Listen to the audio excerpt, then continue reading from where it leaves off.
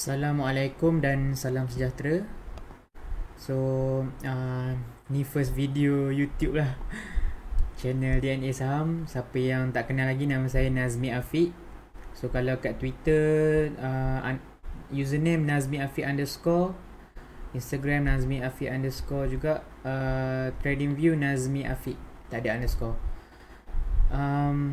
Hari ni just nak share tentang analisis counter Yaptek, counter besi. So kita sebelum tu kita tengok dulu lah apa yang menarik dengan Yaptek tu.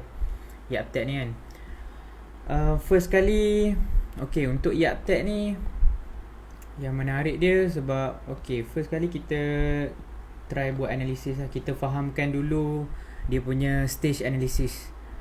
Stage analysis ni, kalau siapa yang tak pernah dengar, boleh try baca buku Stan Weinstein dan juga buku Mark Minervini. So diorang dua orang ni antara yang banyak terangkan tentang stage analysis lah. So stage analysis ni benda paling penting sekali sebelum kita deep dive volume analysis, FA semua. Kita tengok stage analysis dulu. Kita kalau boleh kita nak beli dekat tempat-tempat yang betul lah. Alright, so kalau tengok dari segi counter Yaptek ni, first kali kita tengok daily lah, daily time frame. Okay, kita tengok daily time frame. Untuk yang swing, tengok daily time frame. Kalau untuk trend trader atau position trader, boleh pilih lah, tapi kalau trend trader dengan position trader, kalau boleh tengok dua-dua lah, weekly dengan daily. Sebab weekly penting untuk position dengan trend trader. Tapi kalau untuk swing trader, daily sahaja pun dah cukup lah. Okay, hari ni kita tengok dulu ke Yaptek ni, macam mana dia punya story behind chart ni. Okay, kalau kita tengok dekat area sini, start daripada 14 September 2020 ni, dia ada up gap. Okay, dia ada up gap. Up gap ni kita kira sebagai indecision, maksudnya antara supply dengan demand tu dia tak tahu nak pergi mana. So kalau buyer menang, akan berlakunya up gap ni lah. So, dia up gap plus dia break MA 200 ni, kita nampak memang menarik lah. So siapa yang tak faham lagi stage analysis ni senang je. As closing price above 200 MA dan juga closing price atas MA 50. So itu je stage 2 punya definition lah. Dia kalau dalam buku Stan Weinstein tu, dia cakap dia dekat 30 MA weekly. So 30 MA weekly ni, kalau darab 5 seminggu 5 hari trading day, 150 MA 150 lah. So kalau tengok untuk market sekarang, lebih ramai orang prefer untuk tengok MA 50 dengan 200 lah. Sebab ini adalah MA yang digunakan oleh hedge fund dan juga big fund lah. Kalau kita tengok dari Yaptek ni, yang menarik, sebelum ni dia dah ada kenaikan daripada September ni. Okay, start November, masa ni market memang very generous lah. Masa ni ada pilihan raya Biden kan, Joe Biden menang. Start election US, banyak counter-counter yang naik lah bulan 11. So kalau kita tengok sekarang, untuk stage 2, so ni stage 2 lah untuk daily. So kalau kita nak increase probability kita untuk buat keuntungan, kita tengok juga kat weekly, adakah dia stage 2 dekat weekly juga. So kalau macam kita tengok Yaptek ni, dekat weekly pun dia stage 2 juga. So bila kita tengok kat weekly, ini sebagai workflow lah kan. Bila buat analisis, bila tengok weekly, kita try gariskan, tengok kat sini kan, ada 5 tahun ni. Okay, kita tengok resistance yang 5 tahun lah, yang highest 5 tahun. Sebab selalunya atas pada 5 tahun, selalunya dia dah jadi tak valid lah resistance ni. Sebab kalau kita fikir, trader-trader yang sangkut pucuk dekat tahun 2018 ni, kadang-kadang ada juga yang masih hold. Tapi kalau dah lebih 5 tahun tu, selalunya jarang ada orang hold.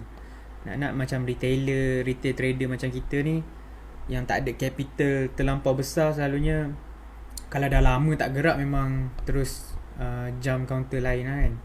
So ini adalah dia punya, kita panggil key level dia, 53 support resistance dia 530. Kalau kita tengok dekat tahun 2018 ni, kalau boleh kita scroll tu, tengok weekly, kita scroll, kalau boleh kita tengok scroll sehingga IPO lah. Maksudnya kita tahu macam mana dia punya behavior counter ni, macam mana dari segi behavior counter ni, dia jenis pump and dump ke, dia jenis naik cantik ke kan. So dekat situ kita boleh baca dia punya story lah.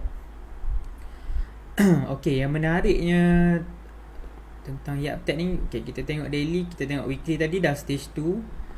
Okay, kalau kat sini kita tahu bila dia dah masuk stage 2 ni, kat sini ada phase slow rising stage 2 lah. Okay, ni slow rising stage 2, and sini ada markup. Markup ni selalunya dia punya kenaikan harga tu laju lah. Kenaikan harga dia laju dalam berapa hari, 1, 2, 3, 4, 5, 6, dalam masa seminggu saja dia naik around 100%. Okay, lepas tu dia akan kita panggil dia area consolidation.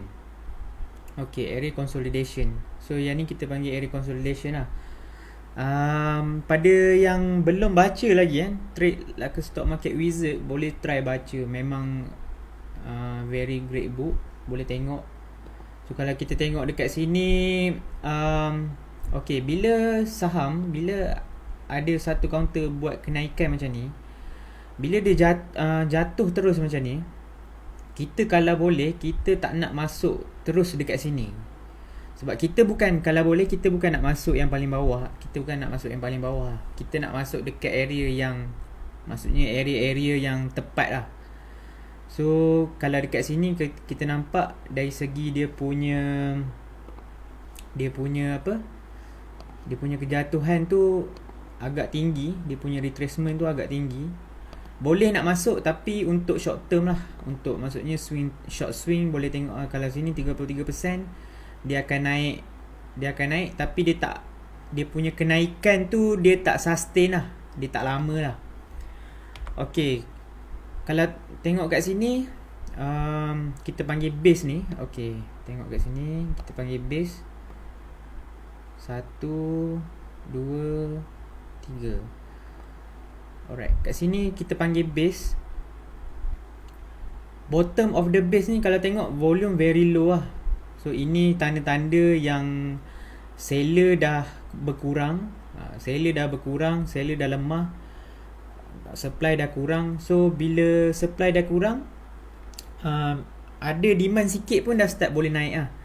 Tapi kita tengok juga, kita tengok volume low, tapi dalam masa yang sama kita kena tengok juga dia punya retracement ataupun correction dia. Okay, kita tahu kalau konsep supply and demand, pullback ni dia terjadi oleh sebabkan penjualan lah. Pullback ni berlaku sebabkan penjualan. Okay, so bila berlaku penjualan, kalau macam ni kita nak tengok, kalau tengok kat sini retracement dia 33%, dekat sini 17%. Okay, dekat sini dah 11%. Selalunya sebelum dia buat kenaikan, untuk dia buat continuation pattern lah. So kalau maksudnya dia break 530 macam hari ni closing, dia dah closing atas 530, 535. So kalau kita nak masuk breakout ni, kita kena tengok closing lah, dia closing atas tu ataupun maintain a few candle atas area resistance lah. Kalau area resistance, bila dia dah break, kita panggil resistance bukan support lah. So selalunya sebelum dia meneruskan kenaikan ataupun dia breakout, kita tengok retracement dia dah berkurang less than 15%, 15%. Maksudnya dekat sini supply dah memang kurang lah, volume low, and then correction pun dah berkurang daripada 15%. Kalau tengok dia punya ni, okay, dia test dulu resistance sekali, 2 kali, so kali ketiga dia break. Dekat situ kita nampak dia punya, kita nak masuk area-area yang dia tak ada wide and loose pattern lah. Kita nak masuk dekat area-area yang ada tight consolidation, and then volume very low. So kalau tengok hari ni dia break 2.2 kali ganda 50 day volume average. So average volume dia 48 million. So volume 50 day average dia 21.89 million. So lebih kurang 2.2 kali ganda. So kalau atas 1.5 kali ganda, okey, 1.5 kali ganda, ataupun kalau darab dengan persen 150%, volume tu breakout tu dikira signifikan lah. Kalau boleh kita nak lagi banyak, lagi volume tu lagi besar, lagi better lah bila breakout tu. Kalau and then kalau kita tengok kat sini lagi cantik, kat sini ada penjualan kan, volume dalam 57 million. Kalau volume hari ni lebih daripada 57 million lagi cantik lah rasa. Tapi kalau just kena monitor a few days lagi, kalau dia boleh maintain atas 530 ni, so lebih menarik lah. And then kalau tengok dari segi dia punya QR dia pun agak menarik. Kalau kita tengok dari segi daripada bulan April 2020, dia ada kenaikan dari segi net profit dan juga EPS. So menarik lah. Dia bukan kenaikan yang spekulatif, maksudnya ada kenaikan dia tu ada cerita lah. Dalam masa yang sama, kalau kita tengok untuk tahun ni banyak counter-counter yang related dengan komoditi banyak naik aluminium, steel. So benda ni ada kaitan dengan global punya lumber kan. So kayu-kayu pun banyak naik, banyak harga naik. So itu adalah salah satu sentimen dunia. Kalau and then kalau tengok counter-counter yang macam related dengan steel juga dekat US dan juga kita tengok Hong Kong, kebanyakannya kalau macam SLCA ni pun ada kenaikan daripada bulan 11 hari tu. Kalau tengok Hong Kong pun Anggang Steel pun ada kenaikan juga. Daripada hari tu ada pullback ke MA50 masa March hari tu, masa market sendu hari tu. So dah ada kenaikan juga. Itu adalah contoh-contoh yang menarik lah. And then yang menarik Yaptech ni sebab dia punya base tu besar. So kita kena faham konsep cost vs effect. Bila base besar, selalunya kenaikan dia akan lebih lama lah. Instead of kalau kita tengok dekat sini, kalau senang nak tengok dia punya base counting ni, kita tengok dekat weekly lah. Okay, kita tengok dekat weekly. Kat sini 1, 2, 3, 4, 5, 7, 8, 9, 10, 11, 12, 13, 14, 15, 16, 17, 18, 19 minggu basing daripada Disember. So kenaikan dia kalau kita expect, kalau dia break ni pun dia break resistance 2018 ni, kenaikan dia akan lebih sustain. Apa-apa pun ada probability untuk tak jadi. So just monitor.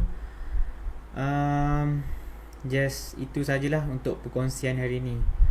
Terima kasih. Thank you for support. Like, subscribe and share. Ni first video DNA Saham. Terima kasih for support. Assalamualaikum.